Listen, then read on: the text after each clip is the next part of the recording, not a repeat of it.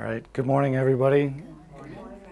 Just to begin with a quick elevator speech, I'm here to really just inform, educate, and even possibly inspire you on what Caritas is and what Gene Watson's caring theory is. It's important because at Gunderson Health System, we're a proud affiliate of the Watson Caring Science Institute. Success from this is really just going to be that you've been informed about it, that you know what it is, that you can relate the image to Caritas, that you've heard about the Caritas processes and so forth. What we need from you is really just to listen and keep an open mind. It can get philosophical, it can get spiritual at times, which we all know can get very deep and debatable. But the patients are coming here not only just for the best medicine, the best therapies, and the best medical expertise, they're also here for the warm and fuzzy stuff. They really live in the warm and fuzzy stuff. And I think we can all admit we live in the warm and fuzzy stuff at times as well. So, Gene Watson, she began this human caring theory in 1979. She's got a long list of credentials, numerous awards, doctoral degrees throughout 9 countries, widely published author, and this is just a small list of her accomplishments. The Caritas and her theory revolve around 3 major elements: the curative factors, the caring occasion, the caring moment, and the transpersonal caring. To look at those a little bit more, transpersonal caring seeks to connect with and embrace the spirit or soul of the other through processes of caring and healing and being authentic relation in the moment. To me, again, that's really just being authentic, giving 100% of ourselves to that patient, trying not to be distracted on our busy day or our busy home lives, just trying to bring it all in and giving that patient the best we can give them. The caring moment relates to about the same. You feel a connection with the other at the spirit level, and it transcends time and space, opening up new possibilities for healing and human connection at a deeper level than a physical interaction. Again, just being authentic in that moment, being really for that patient and trying not to be distracted. These all relate to the curative factors. I have some cards here I'll pass out. You can share them and really just keep them in your desk, keep them in your workspace, and look them over from time to time. I'm not going to go through all the points specifically right now, but again, all relating to that giving 100% of yourself to these patients and to Watson's caring theory.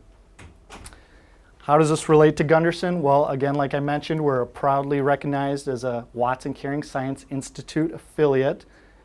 We have Caritas coaches, one of them here today, Denise Nicholson, and they're helping us continue to direct this in our organization. We have Caritas circles, which involve a meeting once a month. It has clinical managers and people from all disciplines throughout the hospital.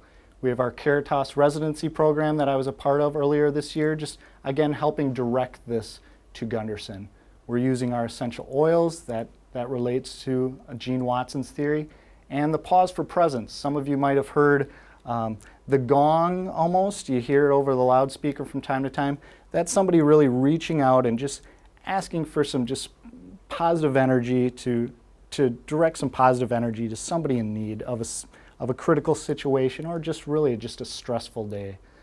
The legacy building itself has a lot to do with the human caring theory, just the curved walkways, large windows, and the healing spaces themselves. I don't think it's any coincidence the Love and Medicine campaign really kind of relates into that whole caring theory as well.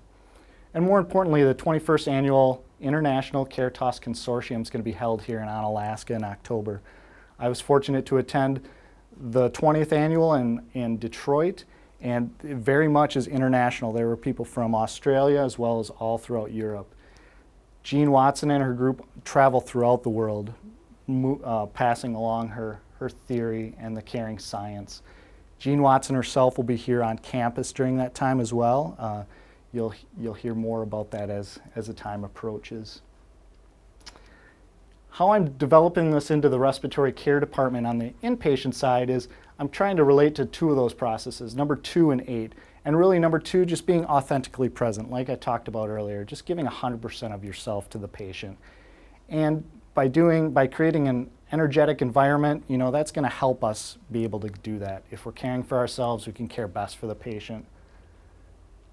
And again, how am I relating this? It's coming down to compassion fatigue. You may or may not have heard about this before. It's a more of a growing phenomenon. They're doing more and more research in recent years on just how, how much we're working and how busy our schedules are. It's fatiguing, and not only that, it's not only how we're caring for these patients that's fatiguing us. It's the fact that we can't stop sometimes. We can't extend our break just because we need that extra break. We've got to get out there and answer those pages and get to the next patient, and that can really be taxing on any of us. Just a little survey information here, little statistics, and really that second point. They struggle with their responses to the trauma suffered by their patients, their mental health, relationships, effectiveness at work, and their physical health can suffer. Some points there. So what I'm trying to do is, how can I create a more healing environment in the RT department so that we have the resources to genuinely care for ourselves while at work? Because again, this is all about, if we care enough about ourselves, we can bring that to the patient. If we're coming in with 100% energy every day and having the resources here at Gunderson to keep us energized throughout the day, we're going to be able to pass that on to the patient more effectively. So in the respiratory care department, we've just explored some options, and we'll probably be rolling these out over the next couple months.